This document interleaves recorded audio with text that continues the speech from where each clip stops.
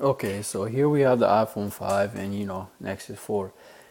Everyone's been talking about, comparing these two reviews and doing everything, technical standpoint and everything. I just want to say as a, average day-to-day guy, what's the differences I noticed between these two and you know what what you guys, I'll give you a straight down review of, what you guys should look out for, if you or don't want to buy one or the other, the things that you might not like. So okay, so here we have the iPhone 5, obviously, and Nexus 4 right here. One thing I gotta get straight out of the bat is the speaker on the Nexus 4 is not that good. It's okay, like I'm not. It's like people say it's a bit tinny, I get that, but it's it's decent, but the problem is the placement of it. Like everyone's been saying, look, it's that little slit right there. And sorry about my camera, it's not good, but obviously iPhone has it at the bottom right there. And placement matters. Obviously, I mean, if I'm on a surface like this, like everyone's been talking about it. Look, this is on full volume right now, right? Oh wait, let me put it on full volume. All right, you heard that, right? Now when I lock it, when it's in my hand like this, you can hear that, but it's not that loud, right? iPhone, it's about halfway now, right? I can lock it, obviously, even sitting like that on the table, and you can hear it because the placement is right down there for the speakers. When it's the speakers right below the phone, you can't hear it, right? I mean, come on, okay, I'm gonna load up, let's say my NBA app, right? And I'm trying to watch, let's watch a video, and you can tell this is on this is gonna be on full volume, right?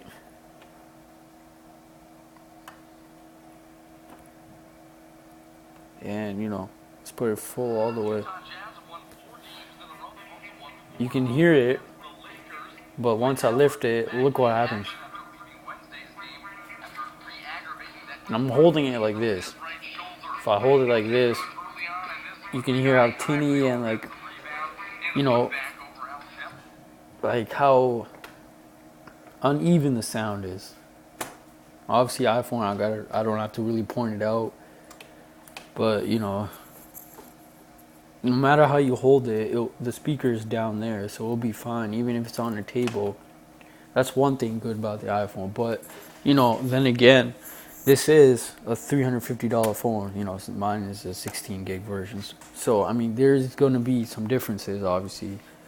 But processing power and gaming and stuff, it'll be fine with this phone. I mean, you can see where LG cut some some curves right there, right? I mean, the speaker, okay, not good. The camera is decent. It's not the best, right? So those are the two areas they kind of cut corners on right there. Well, this is $700 phone, the iPhone, right? So I mean, it has to be premium, everything, top, everything. Even though in my opinion, it obviously isn't. That's your choice because for me, I've went to Android now, and I'm loving Android. It's great. It's my first Android device, and it's buttery smooth, and it's nice fast. Project Butter on it, nice. It makes the phone really nice and smooth, and obviously quad core does help. While the iPhone 5 is only a dual core still, and only has 1 gig of RAM, while this has 2 gigs. But you guys already know all of this mostly. I'm just talking about it from an average consumer. You won't find a real difference between loading up apps and going to web pages and everything. It'll be fine. I'm just talking about the camera and the speaker aren't that great on the Nexus 4. And let's see, the headphone jack, you also, even though I have volume plus on the phone, right? I have volume plus on the phone, and to boost up the sound, it's great. This app is good, but obviously you can't change the fact that the speaker's at the bottom. So it helps. I advise everyone to get that app. you don't need such apps for this. But there's a lot of things you can say bad about the iPhone 5, right? Or I wouldn't say the iPhone itself, but the operating system, because I'm not a fanboy, right? But everyone is getting tired of this boring look on iOS. I mean, this is the best thing that they changed on it, and this was on iOS 5. And obviously everyone says a copy of Android, but nothing has changed basically since the first iPhone, as everyone said. And you know what? They're right. I mean, it is boring, and you can't. I mean, you can root it. I mean, not root, jailbreak it and customize it that way, but it does slow the phone down. And I would like it just how it is to be customizable as Android is. And obviously, we've seen how the new player, I guess you can say, Ubuntu is making their own phone, right? And that thing is even a step better than what Android is doing. I mean, I love this quick settings and everything. You can't do that. You have to go, through settings and stuff like that. So I mean, that's another knock for the iPhone. But overall, it's for the iOS, the software again, not for the iPhone itself. It's a beautiful phone. I mean, it's super skinny. Obviously, it's not the super skinniest phone in the world, because Oppa Find, I think it is.